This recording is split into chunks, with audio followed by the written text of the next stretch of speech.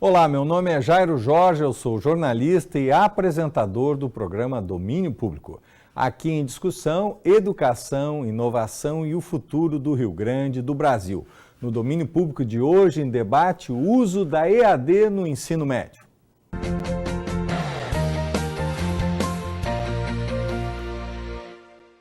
O futuro do ensino médio está em discussão. O Brasil tem hoje quase 7 milhões de matrículas no ensino público nessa etapa.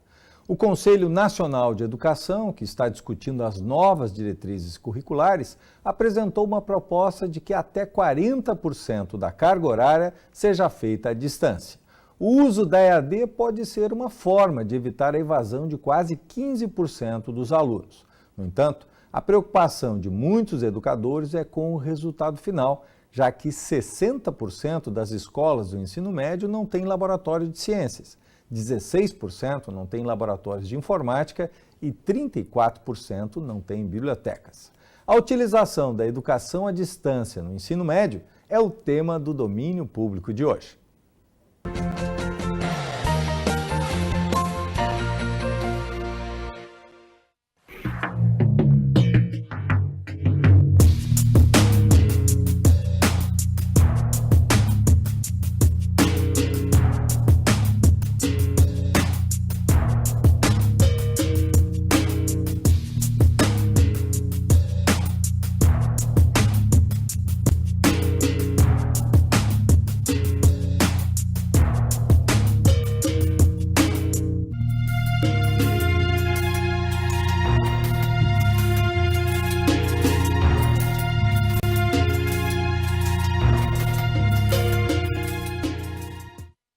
A vida é mesmo assim.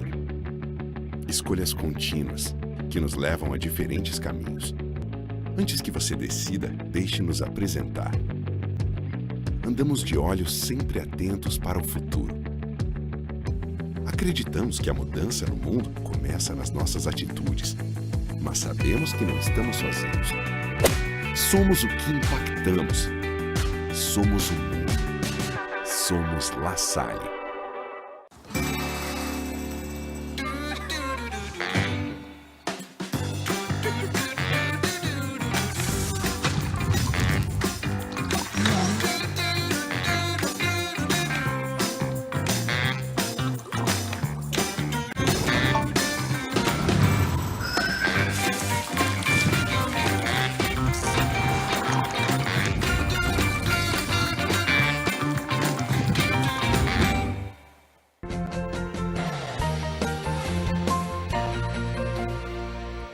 Para discutir no domínio público de hoje a utilização da educação à distância no ensino médio são nossos convidados. Jorge Alberto Rosa Ribeiro, professor da Faculdade de Educação da URGS, tem licenciatura e bacharelado em História, bacharelado em Ciências Sociais e mestre em Sociologia pela URGS. É doutor em Sociologia na Educação pela Universidade de Salamanca e coordena o grupo de pesquisa do CNPq sobre trabalho, movimentos sociais e educação. Também é nosso convidado, Mário Augusto Pires Pull, diretor de Educação à Distância da Universidade La Salle, graduado em Pedagogia Multimeios e Informática Educativa, mestre e doutor em Educação pela PUC, foi diretor e fundador da Ubra TV e é especialista em Juventude e Comportamento Digital, pesquisador e membro do grupo Argos da Escola de Humanidades da PUC. Professor Jorge, nós temos uma evasão, o ensino médio muitas vezes é um desafio hoje para o jovem. Promissora a ideia da educação à distância no ensino médio? Como é que o senhor vê essa discussão que o Conselho Nacional de Educação está propondo? Bom, eu acho que é um prazer estar presente aqui, né, junto com o professor Dr. Mário, né, e na tua presença, Jair, e essa temática que voltou assim nesse último final de semana, com uma notícia da Folha de São Paulo, né, de que o Conselho Nacional estaria discutindo justamente essa proposição de ampliação da oferta de EAD para, de alguma forma, atuar em determinados níveis de educação.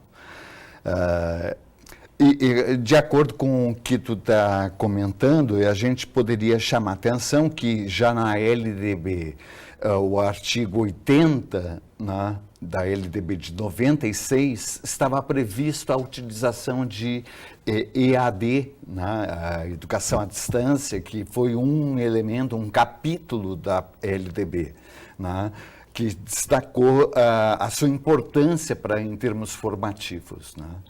No entanto, colocá-la como a solução para a evasão pode ser um projeto propriamente incapaz de dar conta a esse problema. A educação requer investimentos, né? E cada vez mais amplos, né? Nos últimos governos, né? No último governo da Dilma, se tinha feito já uma ampliação significativa desses investimentos. E se tinha previsto uma legislação que completou em 2016 de termos um acesso universal ao ensino médio, né? O que vemos é uma redução das matrículas no ensino médio, né? Nos últimos 5 anos nós perdemos em torno de 2 milhões de estudantes, né? E isso nos causa muito embaraço, porque fazer a proposição de um ensino à distância como forma de resolução desse problema tem ainda outras dificuldades. A começar pela atual reforma do ensino médio aprovada pela Lei 13.145, né, do atual governo, né? Foi uma medida provisória que reestruturou o ensino médio e que está causando uma série de dificuldades, já constatadas pelo Conselho Nacional de Educação, que teria que, de alguma forma, disciplinar 11 itens da antiga LDB para ficar compatível com essa nova legislação. Cabe chamar a atenção que essa nova legislação altera significativamente o ensino médio público no Brasil, especialmente público. Se acha que as 1.100.000 matrículas que temos do ensino privado, do ensino médio no Brasil, não deverão ter um projeto que esteja a gosto ou enquadrado dentro da atual proposta de reforma do ensino médio, né, em que está previsto, a partir da sua metade, ou seja, depois de 1 ano e meio, a criação de 4 grandes áreas, ou 5 grandes áreas, dependendo de um outro fator, que seria a área de linguagem, a área de ciências, a área de humanidades, a área de matemáticas, né, e a educação técnica, né? Então, se prevê ali uma possibilidade de utilização dessa EAD como um complemento disso. Bom, mas essas áreas vão ser chamadas também de áreas flexíveis, porque estão previsto ter uma estruturação básica a partir das bases nacionais curriculares da educação, né? Então, temos aqui uma situação muito complicada em que, para complementar essa situação, foi aprovada uma emenda constitucional, número 55, que prevê o congelamento dos investimentos em educação durante 20 anos. Então, com essa situação, a gente, o que está querendo realmente resolver, né? A incapacidade de que, de repente, o ensino médio à distância vá obter ganhos da evasão, ou esse conjunto todo demonstra de que a ausência de investimentos públicos nas escolas municipais, estaduais de educação. Notem que 85%, 82% das matrículas em ensino médio são da rede estadual. E as redes estaduais no Brasil, com exceção talvez do Maranhão, né, estão passando por um processo de desinvestimento, né, e de dificuldades. né, muito grandes, né? Então, em virtude desse cenário, a gente está colocando aqui uma série de elementos que vão dificultar a resolução desse problema, que é um problema nacional, da evasão escolar. Mas também é um problema nacional a ausência de investimentos, a ausência de valorização dos trabalhadores em educação. Então, para uma primeira interferência, eu faria essas colocações, Jairo. Professor Mário, as universidades, o senhor coordena, por exemplo, na universidade, essa área de educação à distância, investiram muito, né? Estão de forma qualificada. Tivemos, durante até um momento, dificuldades e várias críticas, e isso foi hoje se aperfeiçoando. Como é que o senhor vê essa transposição da educação à distância para o ensino médio, na medida que a gente tem falta de laboratório de ciência, falta de laboratório de informática, até bibliotecas, né? Quer dizer, ter 1/3 das escolas de ensino médio sem bibliotecas é algo bastante preocupante. Como é que o senhor vê esse tema? Jairo, obrigado pelo convite. Bom estar aqui com o professor Jorge Ribeiro para discutir um tema que eu acho que é um alerta. É muito importante dar por conta do que estaria por trás, ou que estaria vindo a partir de um cenário onde é colocado uma proposta que o próprio CNE ainda está estudando, e hoje parece que tem uma outra reunião para poder retomar o tema e saber até onde iria essa proposta como sendo já uma ideia de aditivo, mas é uma proposta que ainda, para nós, tem que ser vista com muito cuidado, porque ela não resolve nenhum problema de imediato. A princípio, a gente sabe que para as universidades que hoje investem na educação à distância, e nós estamos falando em ensino superior, esse investimento ele é cuidadosamente preparado, porque existe hoje já um hiato enorme aí com relação a ter alunos já nessa modalidade. Grandes grupos operaram em cima de financiamento federal, o próprio FIES, desde 2012, veio garantindo esse número de alunos dentro do ensino privado das instituições que ofertam a educação à distância para o ensino superior. Para ver uma proposta de 40% no ensino médio, talvez nós tivéssemos que pensar até onde esse espaço do ensino médio estaria preparado para isso.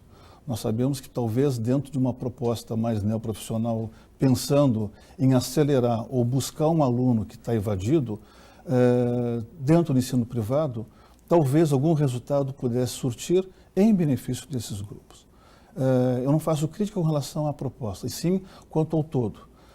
Hoje nós não estamos preparados, e como o próprio professor Jorge coloca aqui muito bem, não há investimento no ensino médio. O ensino médio, desde 2012, vem perdendo essa batalha em muitas frentes. Na falta de investimento, na falta propriamente dito de poder trazer um aluno com uma qualidade de ensino melhor. Então nós não estamos fazendo boas entregas do ensino médio para o ensino superior, muito menos para o ensino técnico. Então, se isso já tem uma deficiência hoje, que é estrutural, pensar em acoplar mais um elemento, que seria a educação à distância, mesmo que a título de 40%, que eu já acho muito, sem um aporte de tecnologia.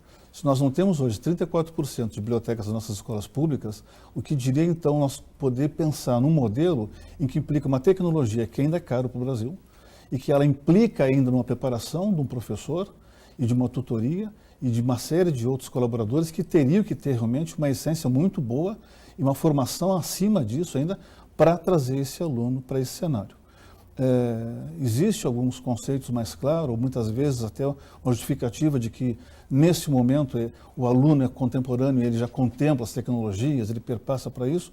Não sei se ele já faz isso em larga escala para o estudo. Eu acho que a vida social de um aluno ela é bem vista e já é muito bem resolvida através das mídias e da web, dos seus smartphones. Não sei se para o estudo isso viria com metodologia que pudesse acompanhar.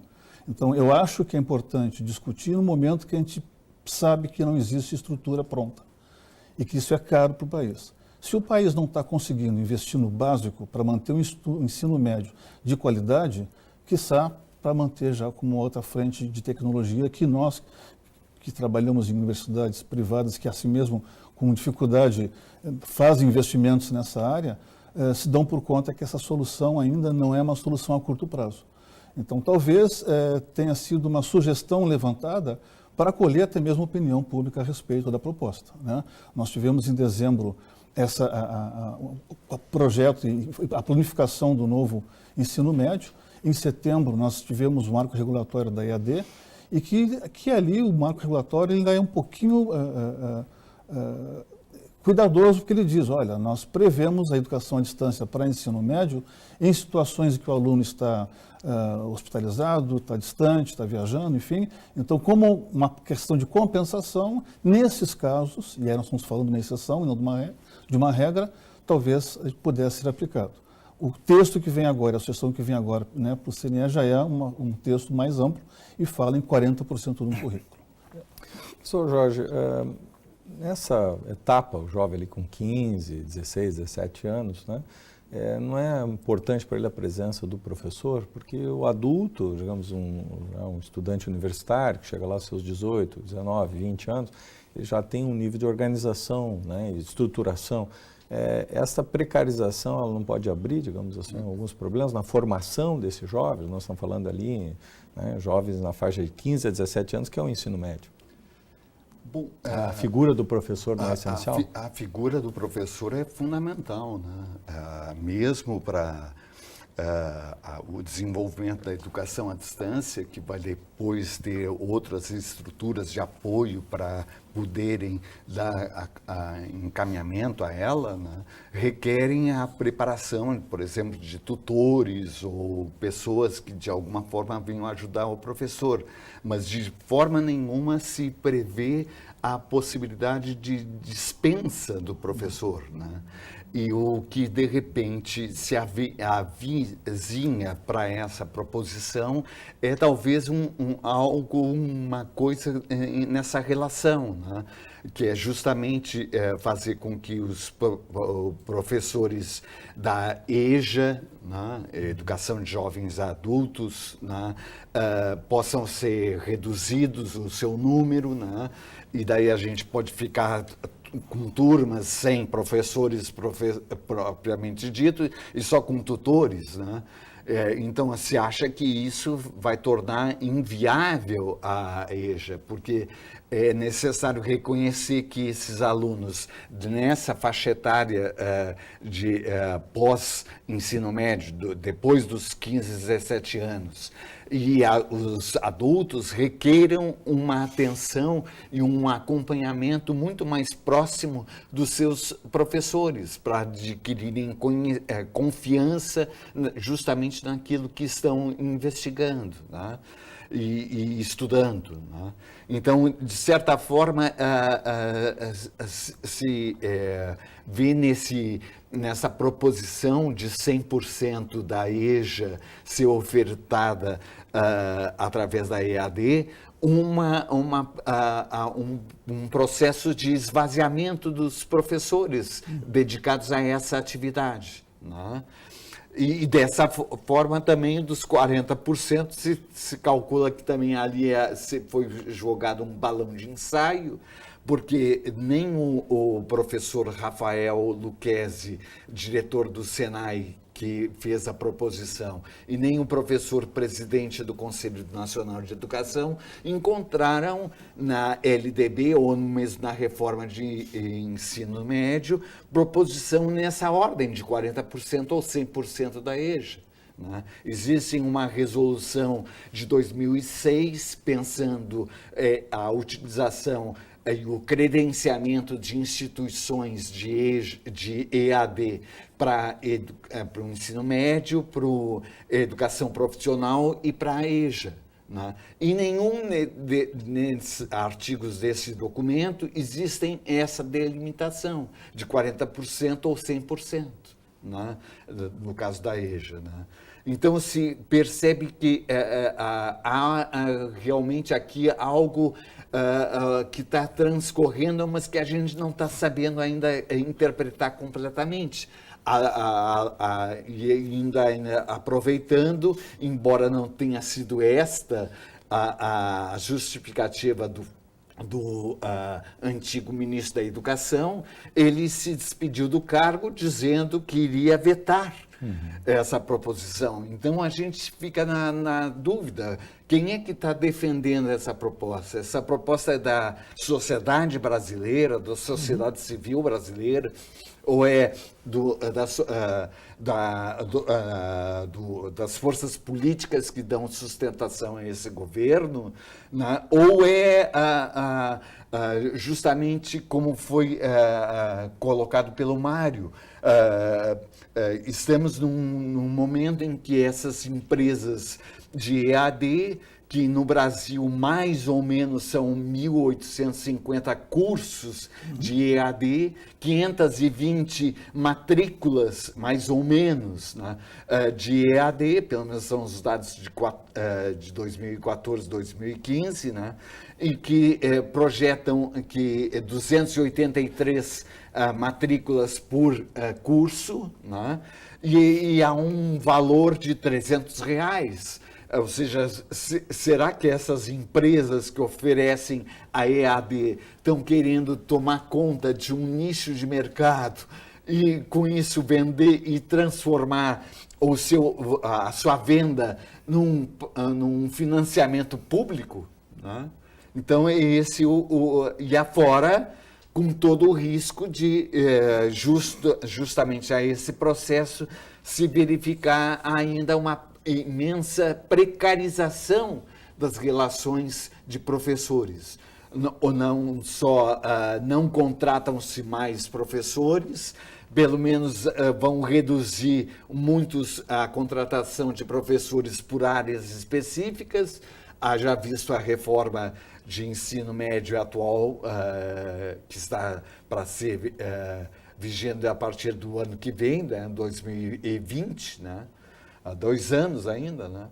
Então, se pensa que a ausência de professores preparados para dar confiança ao trabalho pedagógico dos seus alunos seja um elemento importantíssimo de avaliação para antes de tomar uma atitude como essa de 40% ou 100% da EAD para auxiliar o ensino médio ou educação de jovens adultos. Professor Mário, ainda que haja se cuidar desse risco também no ensino médio, mas é importante também lembrar, né, que a educação à distância ela é uma modalidade viável, importante, né? Acho que isso também é uma questão que o ensino superior tem adotado e instituições sérias com êxito, né? Acho que é importante esse papel, né? Não achar que também a educação à distância não é uma opção, né? Como é que o senhor vê essa questão, já que por exemplo, a Unila Salle é uma das tantas instituições que tem feito um trabalho sério e responsável nessa área. Perfeito, Jorge. Eu acho que, Jair, é importante ter essa ideia de que a educação à distância não é um ensino de segunda linha, né? Ele vem justamente para poder trazer uma solução, e ele não é uma invenção de brasileiros, ele já percorre o planeta já há muito tempo. Nós mesmos tivemos modelos na época de 30, 40, quando se fez os primeiros modelos de educação à distância por correspondência. Então, se sabe que é uma característica, um elemento do ser humano ser autodidata em algumas questões. A relação que se tem hoje de entender que a EAD ela é uma solução nacional, ela implica justamente na questão mais social e comunitária do que tem, porque é onde tu consegue, num país do tamanho do nosso, expandir e levar esse potencial de educação. Eu acho que, de outra forma, talvez nós seríamos muito mais lentos em conseguir soluções a um prazo menor do que nós estamos fazendo. As projeções são muito boas para a EAD, né? Há um grande investimento na área privada com relação a isso. Nós temos hoje números que nos mostram que daqui a 2 anos os atuais 34% de alunos na EAD poderão ser 51%, inclusive ultrapassando o número de alunos na presencial, e trazendo já uma cultura que é uma cultura já não só inovadora, mas uma cultura que já está climatizada dentro da população. Eu consigo fazer, a partir então das minhas leituras e de uma dinâmica muito bem preparada, muito bem pensada e estruturada. A metodologia da EAD ela foi feita para ativar as linhas de estudo do estudante, para que ele possa dar conta daquilo que ele acessa, da forma como ele acessa, mas, como diz o professor Jorge, monitorado por professores, construído por professores. Por isso que existe uma cadeia inteira na EAD, que é muitas vezes maior até do que o ensino presencial. Nós temos que ter professores autores, formadores, professores revisores, até chegar ao tutor, que é o sujeito que faz essa mediação em sala de aula. Eu acho que a AD tem esse potencial de fazer isso.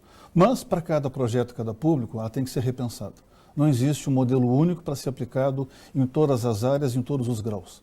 Eu acho que pensar ainda numa juventude, que para ela é necessário, na sua construção integral, poder vivenciar o dia a dia, conviver com os colegas. O adolescente, o jovem, ele gosta de se tocar, de se abraçar, de beijar. Essa relação é importante na vida dele, porque o ensino médio ainda faz parte do ensino básico. É a última etapa do ensino básico. Então, outros elementos se tornam importantes. Acho que trazer a EAD possa ser uma alternativa que vai customizar, com o passar do tempo, talvez um novo modelo de educação mundial. Mas nós temos que também apostar que isso é possível, mas também saber como é que se faz isso. Eu não vejo no nosso país essa expertise a pleno vapor sendo aplicado sem antes pensar muito numa solução que é cobrir os déficits que tem já hoje no ensino médio presencial.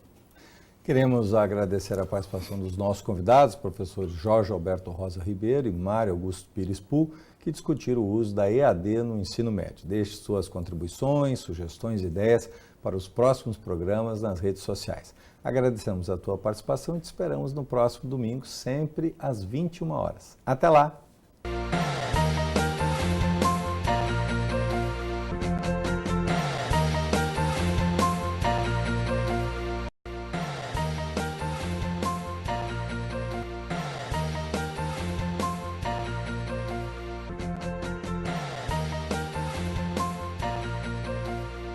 Para nós, auditores fiscais da Receita Estadual do Rio Grande do Sul, a sociedade gaúcha está em primeiro plano. Por isso, trabalhamos para buscar recursos para o Estado investir em saúde, segurança, educação e infraestrutura. Conte sempre conosco. Sindifisco RS, auditores fiscais no combate à crise do Estado.